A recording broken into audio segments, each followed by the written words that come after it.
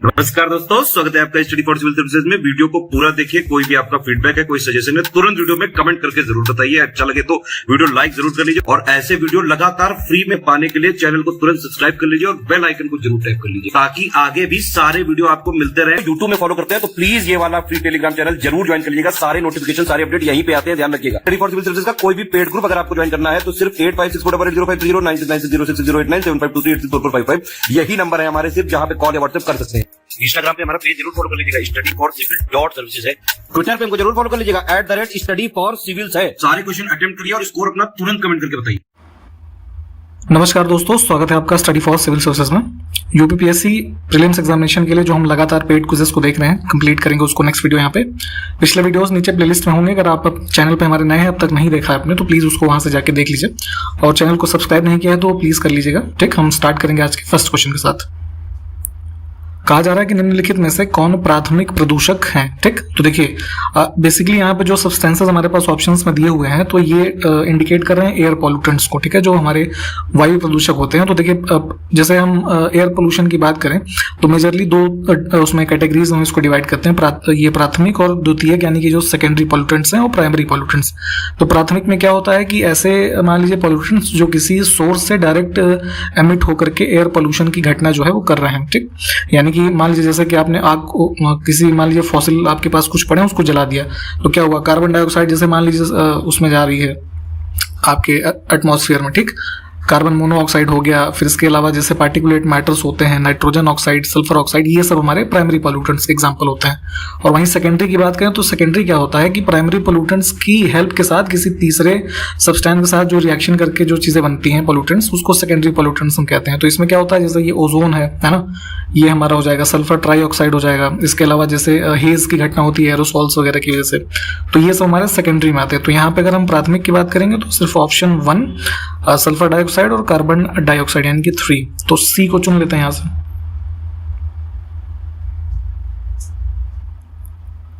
एक पुस्तक है तबकात ए नासिरी। ठीक है, इसकी रचना जो है मिन्हास उस सिराज ने की है।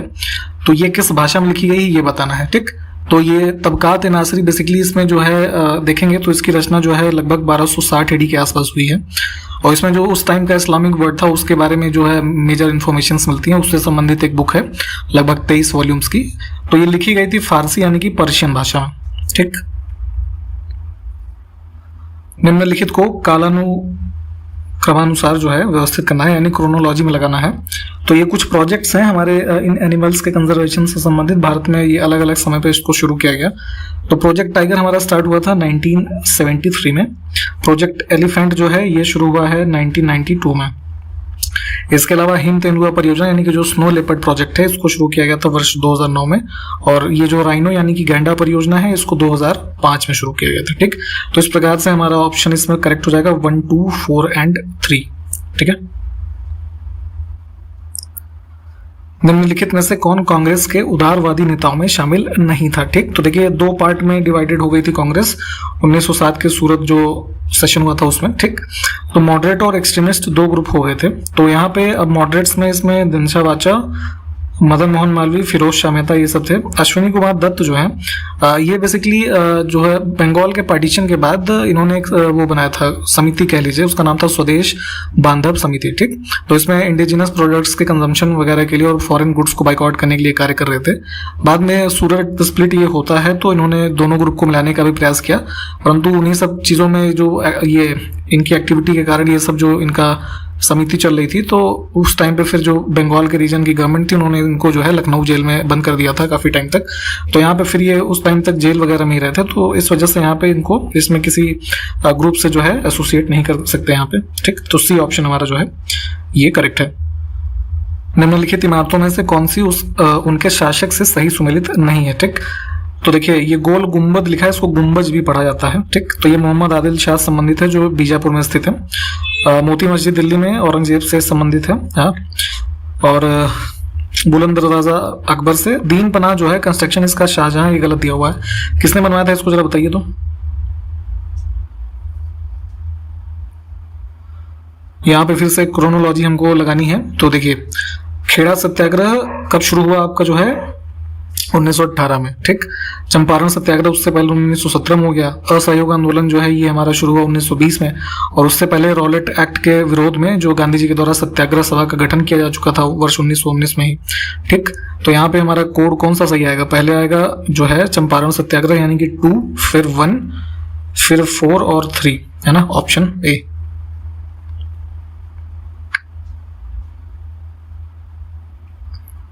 ऑक्सीजन की वह मात्रा जो जल में कार्बनिक पदार्थों के जैव रासायनिक अपघटन के लिए आवश्यक होती है उसे क्या कहते हैं? ठीक है, तो अंडर वाटर देखेंगे तो एरोबिक जो रिएक्शंस के अंदर बैक्टीरिया, माइक्रो ऑर्गेनिज्म जो और तरीके के हैं, तो जो ऑर्गेनिक मैटर्स को डिकम्पोज करते हैं उसमें ऑक्सीजन की जो रिक्वायरमेंट है उसको बीओडी यानी कि बायोलॉजिकल ऑक्सीजन डिमांड, जैविक ऑक्सीजन मांग, है ना, ये कहते हैं। ऑप्शन जो है सी को चुनेंगे।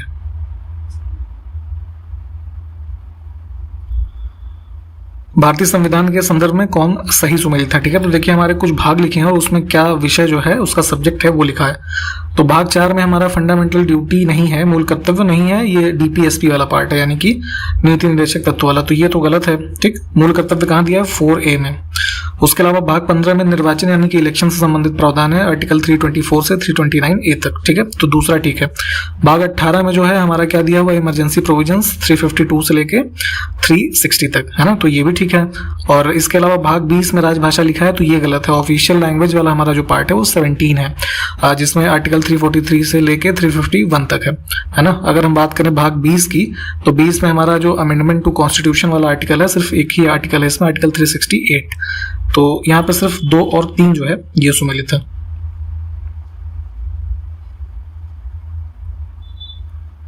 भारत के राष्ट्रपति के रूप में निर्वाचित होने के लिए आवश्यक अर्हता इसमें से क्या नहीं है? ठीक, तो अभी रिसेंटली इलेक्शंस हुए हैं राष्ट्रपति के, तो आपको ये सारे प्रावधान जो है पता होने चाहिए। आने वाले दिनों के जितने भी एग्जाम्स हैं उसमें पूछे जाने की पूरी संभावना है। ठीक, तो इसमें देखिए वो भारत के नागरिक होने चाहिए, ऑब्वियस सी बात है। 35 वर्ष की न्यूनतम उनकी आयु होनी चाहिए। राज्यसभा का सदस्य निर्वाचित होने के लिए अर्हित हो, ये गलत है। ठीक है, सदस्य संसद का वो नियुक्त होने के लिए अर्हित हो, परंतु राज्यसभा नहीं लोकसभा के, है ना, ये कंडीशन इंपॉर्टेंट है, ध्यान रखें।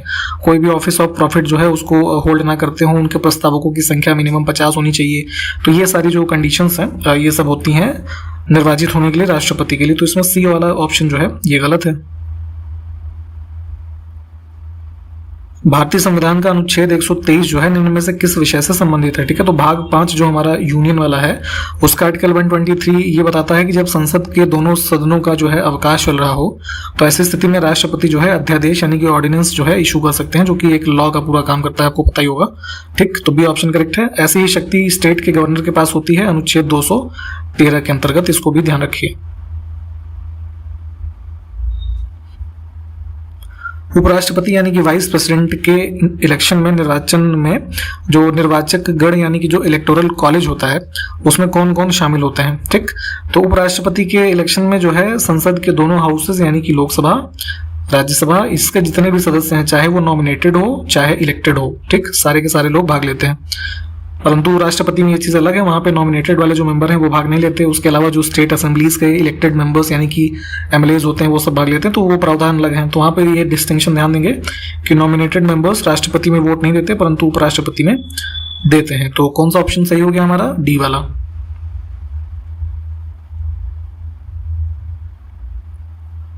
उत्तर प्रदेश के मुख्यमंत्री योगी आदित्यनाथ के जीवन पर आधारित पुस्तक कर्म योगी के लेखक इसमें से कौन है? ठीक है, तो इनके लेखक हैं रामेंद्र सिन्हा।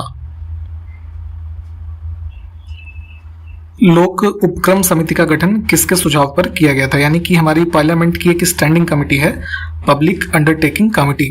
ठीक, तो इसका जो फॉर्मेशन है तो ये सजेशन दिया था, एक कमेटी बनी थी, कृष्ण मेनन कमेटी, है ना, ऑप्शन डी जो यहाँ पे लिखा है। 1964 में ये कमेटी जो है इनके रिकमेंडेशन पर बनाई गई। बेसिकली इसका कार्य क्या है कि जितनी भी हमारी पब्लिक सेक्टर की जो कंपनीज हैं, है ना, जैसे एनटीपीसी, ये गेल, भेल वगैरह जितनी भी हैं, तो इनके जो हमारे ये होते हैं ना रिपोर्ट्स, ऑडिट रिपोर्ट्स, कह लीजिए अकाउंट रिपोर्ट, इन सबको एग्जामिन करते हैं। इसमें टोटल संख्या जो होती है इस समिति में 22 लोगों की होती है ना। तो ये सब फैक्ट्स को ध्यान रखेंगे। ऑप्शन डी जो था ये करेक्ट था।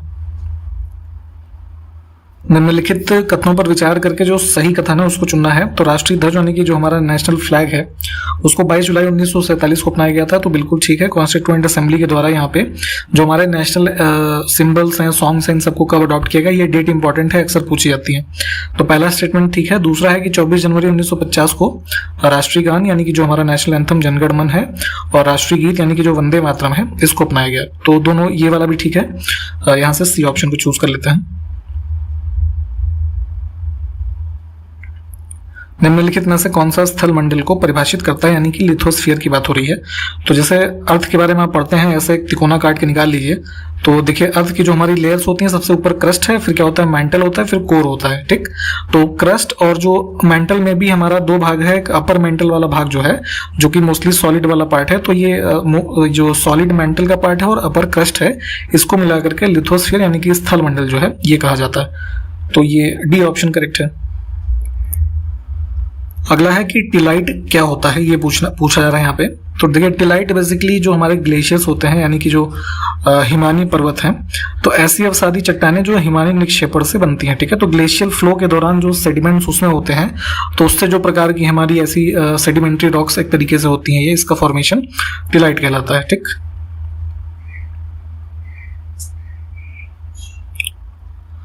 हाल ही में प्रकाशित पूर्व भारतीय क्रिकेट कप्तान GR विश्वनाथ यानी कि इनका नाम था गुंडप्पा विश्वनाथ, ठीक है, जो कि इधर आप देखेंगे तो 1970 से 80-85 के दशक में जो है ये भारत के लिए खेलते थे। तो इन्होंने अपनी आत्मकथा लिखी है जिसका नाम है रिस्ट एश्योर्ड एन ऑटोबायोग्राफी, ठीक। तो इसमें इनके सह लेखक जो हैं वो कौन है, तो ये एक जो है सीनियर जर्नलिस्ट हैं R कौशिक, है ना। तो इन दोनों ने मिलकर के लिखा है। इस पुस्तक का नाम ध्यान रखिएगा। 22 मार्च से 31 मार्च 2022 तक भारतीय सेना और किस देश के सेना के बीच 9वां संयुक्त सैन्य अभ्यास जिसका नाम है लमितिये, है ना, 2022 का आयोजन किया गया। तो ये बेसिकली इंडिया और जो सेशल्स ये आइलैंड नेशन है, इनके बीच में ये ज्वाइंट ट्रेनिंग एक्सरसाइज है जिसका आयोजन अभी हुआ है सेशल्स में, ठीक। तो बी ऑप्शन जो है इसको चूज करेंगे। मुंबई में आयोजित 2022 स्पोर्ट स्टार SS अवार्ड्स में sport star of the year पुरुष का जो पुरस्कार है किसने जीता है, ठीक है। तो ये आयोजन मुंबई में हुआ है, इसको ध्यान रखिएगा, स्पोर्ट स्टार SS अवार्ड्स। और इसमें जो मेल कैटेगरी में sport star of the year का पुरस्कार जीता है ये नीरज चोपड़ा है, गोल्ड मेडलिस्ट। और अगर इसमें वुमेन कैटेगरी की बात करें तो इसमें मीराबाई चानू ने जीता है, ठीक। इसको भी ध्यान रखिएगा। हाल ही में किस भारतीय पूर्व क्रिकेटर को मालदीव की सरकार द्वारा स्पोर्ट्स आइकन पुरस्कार से सम्मानित किया गया है, ठीक। तो ये पुरस्कार मिला है इनको सुरेश रैना को, ठीक। और एक चीज ये भी ध्यान रखिएगा कि भी रिसेंटली जो है सितंबर 2022 में सुरेश रैना ने क्रिकेट के सभी जितने भी फॉर्मेट्स हैं, वनडे, T20 या फिर टेस्ट क्रिकेट, इन सभी से संन्यास लेने की घोषणा भी की है। तो ये भी आपको ध्यान रखना है। हाल ही में मिस वर्ल्ड 2021 का खिताब किस देश की कैरोलिना बिलावस्का, है ना, इन्होंने जीता है। तो ये संबंधित है पोलैंड की है, ये ऑप्शन ए। 2022 का प्रतिष्ठित स्टॉकहोम जूनियर वाटर प्राइज किस देश की छात्रा एनाबेल M रैसन को प्रदान किया गया, ठीक। तो ये एनाबेल है यहाँ की जो है कनाडा की, ठीक। इनको ये अवार्ड मिला है, ऑप्शन बी। हाल ही में दिल्ली नगर पालिका परिषद NDMC ने राजपथ का नाम बदल करके क्या करने के प्रस्ताव को मंजूरी दी है, ठीक। तो हालांकि अब तो इसका इनॉग्रेशन भी हो गया है। देखिए राष्ट्रपति भवन से लेकर के जो है इंडिया गेट जो है ना, वहां तक देखेंगे तो लगभग 3-3.5 किलोमीटर का जो एक पैसेज है, इसको राजपथ के नाम से जाना जाता था जब ये ब्रिटिशर्स के टाइम पीरियड में 1930-32 के दौरान बनाया गया एडविन लुटियंस वगैरह के द्वारा। तो तभी से जो है वहां पे किंग्स वे कहा जाता था, इसको हिंदी में राजपथ कहते थे। तो अभी रिसेंटली यहाँ पे इसको नाम चेंज करके अब कर्तव्य पथ के नाम से जो है अब जाना जाएगा इसको। अब इसका करने के पीछे रीजन ये है कि कोई भी जो है कॉलोनियल माइंडसेट की चीजें ना बच जाए, तो उसी क्रम में इसको चेंज किया गया है। तो ध्यान रखेंगे, बी ऑप्शन हमारा करेक्ट है।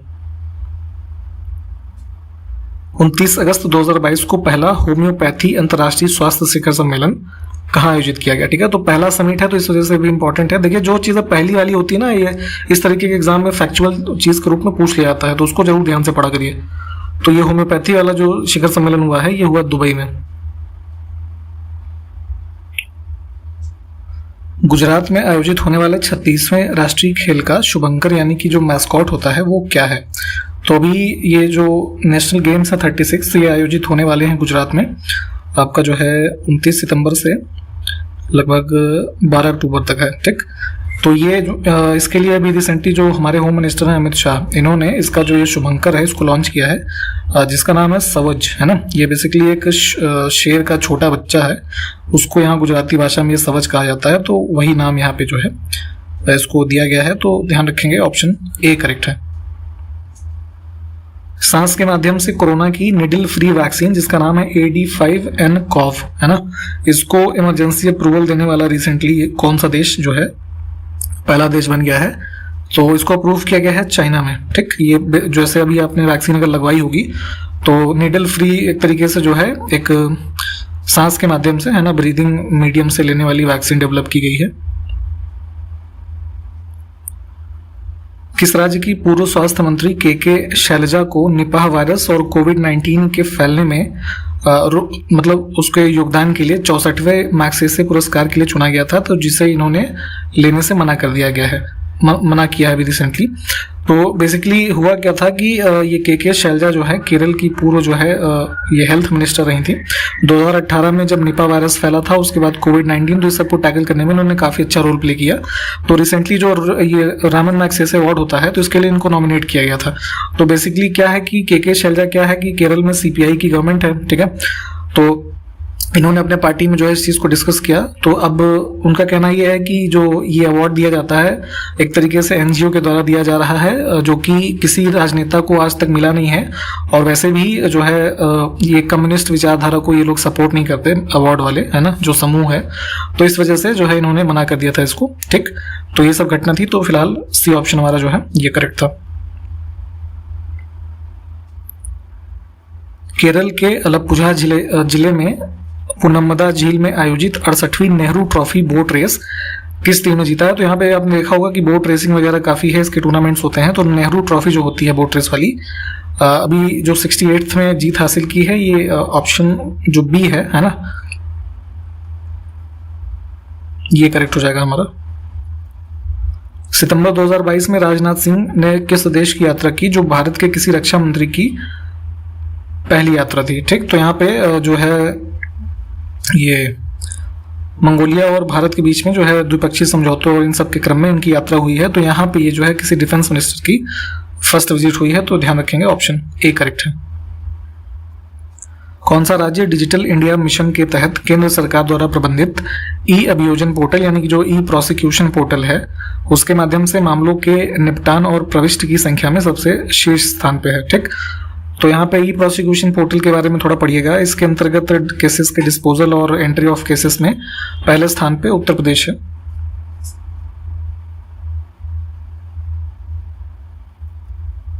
हाल ही में जारी नीति आयोग की रिपोर्ट के अनुसार केंद्र की प्रमुख योजना पोषण अभियान को लागू करने में बड़े राज्यों में किन राज्यों का शीर्ष स्थान है, ठीक है। तो जो ये न्यूट्रिशनल वाली स्कीम है पोषण अभियान, इसको इम्प्लीमेंट करने में जो बड़े स्टेट्स हैं ना, इसमें सबसे फर्स्ट है ये महाराष्ट्र, फिर आंध्र प्रदेश और गुजरात। B ऑप्शन करेक्ट होगा। अगर हम स्मॉलर माफ कीजिएगा स्टेट्स की बात करें तो इसमें सिक्किम जो है वो फर्स्ट उस पे है रैंकिंग पे। हाल ही में भारत और किस देश ने 26 देशों के लिए काउंटर रैंसमवेयर अभ्यास का आयोजन किया है, ठीक।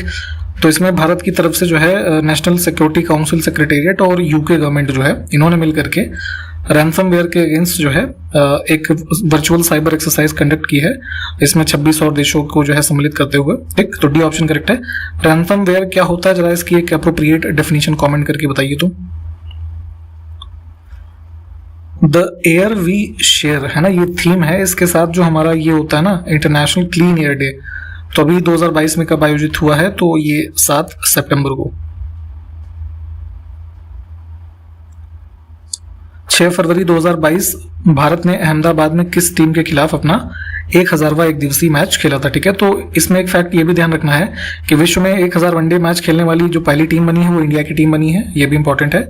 और इन्होंने ये अपना जो मैच खेला था ये वेस्ट इंडीज के अगेंस्ट में खेला था। निम्नलिखित में से कौन सा जो युग्म है सही सुमेलित नहीं है? तो सालार जंग संग्रहालय हैदराबाद में स्थित है। केंद्रीय आलू शोध संस्थान शिमला में है। फल शोध संस्थान देहरादून, ये गलत है। राष्ट्रीय वनस्पतिक शोध संस्थान यानी जो ये हमारा बोटानिकल रिसर्च है, ये लखनऊ में है, ये भी ठीक है। तो इसमें सी ऑप्शन हमारा जो है गलत है। ये कहाँ पे फल शोध संस्थान है, जरा कमेंट करके बताइए। तो निम्नलिखित कथनों पर विचार करके जो सही है उसको चुनना है। तो भारत का पहला समाचार पत्र जो है बंगाल गजट था, ये बिल्कुल ठीक है। दूसरा है कि इसका प्रकाशन जेम्स ऑगस्टस हिक्की ने किया था, ठीक है। तो एक आयरिश मैन थे ये, इन्होंने किया था, ये भी बिल्कुल ठीक है। 1780 में इसका प्रकाशन कलकत्ता में एक वीकली न्यूज़पेपर के रूप में शुरू हुआ, जिसमें कि बेसिकली जो उस समय गवर्नर जनरल थे वॉरेन हेस्टिंग्स, तो इनके एडमिनिस्ट्रेशन का काफ़ी स्ट्रॉन्ग क्रिटिक था ये, तो जिसकी वजह से 1782 में प्रिंटिंग बंद होकर सब सीज कर दिया गया था इसको। तो ये सारे फैक्ट इसी संबंधित हैं, दोनों ही ठीक हैं। सी ऑप्शन को चूज कर लेते हैं।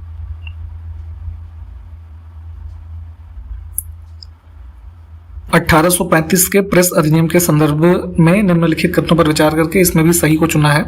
पहला है कि यह अधिनियम चार्ल्स मेटकॉफ के कार्यकाल में लाया गया था, तो ये ठीक है। इसमें भारतीय प्रेस के प्रति जो है लचीला दृष्टिकोण अपनाया गया था। तो पहले काफ़ी सेंसरशिप वगैरह होती थी, तो यहाँ पे थोड़ा इसमें जो है बाद में रिलैक्स हुआ है इसमें, तो ये भी ठीक है। इससे संबंध में और तो थोड़ा फैक्ट पढ़ लीजिएगा, दोनों ही ठीक है। भारत में प्रथम नगर निगम की स्थापना मद्रास में किस वर्ष में हुई थी, ठीक है।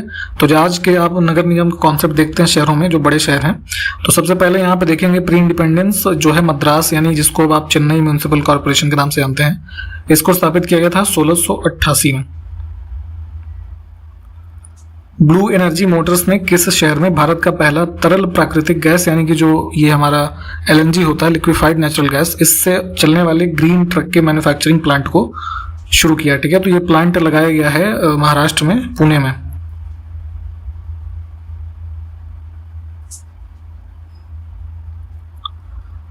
हाल ही में भारत के 3 शहरों को UNESCO global network of learning cities में शामिल किया गया है। तो इन 3 में जो है निम्नलिखित में से कौन सा एक शामिल नहीं है, ठीक। तो कैटेगरी यहाँ पे ध्यान दीजिएगा, global network of learning cities, ठीक है, यूनेस्को का जो है, इसमें त्रिशूर, नीलांबूर और वारंगल है ना, इनको शामिल किया गया। विजयवाड़ा यहाँ पे नहीं है। इसके साथ साथ देखेंगे तो टोटल 2022 की अगर हम बात करें तो इसमें 44 कंट्रीज के लगभग 77 सिटीज जो है इसको शामिल किया गया है इसमें पूरी लिस्ट में।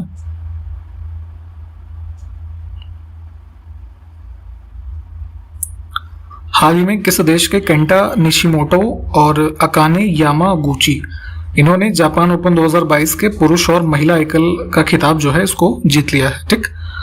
तो ये जो है जापान ओपन बेसिकली बैडमिंटन का टूर्नामेंट है और ये दोनों प्लेयर्स जो हैं ये संबंधित हैं जापान से ही, ठीक।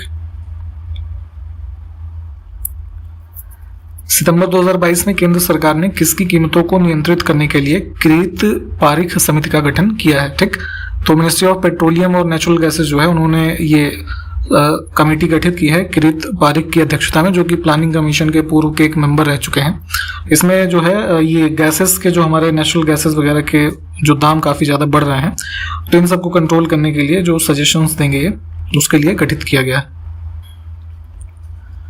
उत्तर प्रदेश के किस जिले में स्थित फतेहगढ़ सेंट्रल जेल ने कैदियों को परोसे जाने वाले भोजन की गुणवत्ता के लिए FSSAI जो है ना, फूड सेफ्टी सिक्योरिटी वाला जो अथॉरिटी है, तो इससे 5 स्टार रेटिंग जो है प्रदान किया गया है इसको, फतेहगढ़ सेंट्रल जेल में जो फूड डिलीवर किया जा रहा है वहाँ पे कैदियों को, ठीक। तो ये स्थित है फर्रुखाबाद में, ठीक। क्योंकि जेल का खाना जो है वैसे ही उसमें सवालों के घेरे में रहता है, तो उसी बीच में यहाँ पे जो है काफ़ी एक अच्छा फूड जो है देने के लिए 5 स्टार रेटिंग इनको प्रदान की गई है। हाल ही में BCCI का नया टाइटल स्पॉन्सर कौन सी कंपनी बनी है, ठीक है। तो जो क्रिकेट का कंट्रोल बोर्ड है इंडिया में, उनके टाइटल स्पॉन्सर पेटीएम को रिप्लेस करके बने हैं मास्टर कार्ड, ठीक, जो कार्ड प्रोवाइडिंग कंपनी है, आप जानते होंगे। हाल ही में किस राज्य में देश के पहले जैव गांव यानी कि बायो विलेज को मान्यता दी गई है, ठीक है। तो ये विलेज संबंधित है त्रिपुरा से, ऑप्शन ए करेक्ट है। बायो विलेज क्या होता है, जरा इसकी एक डेफिनेशन आप बताइए तो क्लैरिफाई करके हमको कमेंट में। पायस जैन और यशस्विनी घोरपड़े ये 2 खिलाड़ी हैं, इन्होंने लाओस में आयोजित एशियाई जूनियर और कैडेट टेबल टेनिस चैंपियनशिप के जो मिक्स डबल होता है मिश्रित युगल, इसके जो है गेम में कौन सा पदक जीता है, ठीक। तो लाओस में ये ऑर्गेनाइजेशन हुआ है, इसको भी ध्यान रखेंगे, और इन्होंने जीता है गोल्ड मेडल।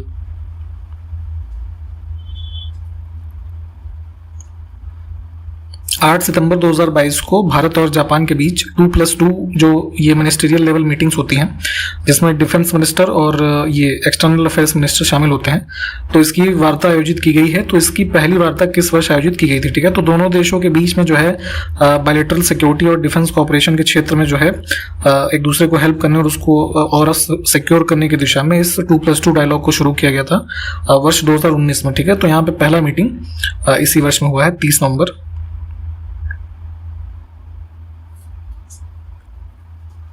5 से 8 सितंबर 2022 को पूर्वी आर्थिक मंच यानी कि जो ईस्टर्न इकोनॉमिक फोरम हमारा एक है, तो इसका कौन सा संस्करण व्लादिवोस्तोक रशिया जो है वहां पे ये है, इसमें आयोजित किया गया है। तो ईस्टर्न इकोनॉमिक फोरम का ये 7वां सेशन जो है ना, 7वां एडिशन, इसको आयोजित किया गया है। ठीक, सी ऑप्शन करेक्ट है। तो यहां तक हमने इस वीडियो में कंप्लीट किया है। सारे क्वेश्चंस को आप प्लीज देख लीजिए। हम आपसे नेक्स्ट वीडियो में मिलेंगे, तब तक के लिए नमस्कार, जय हिंद।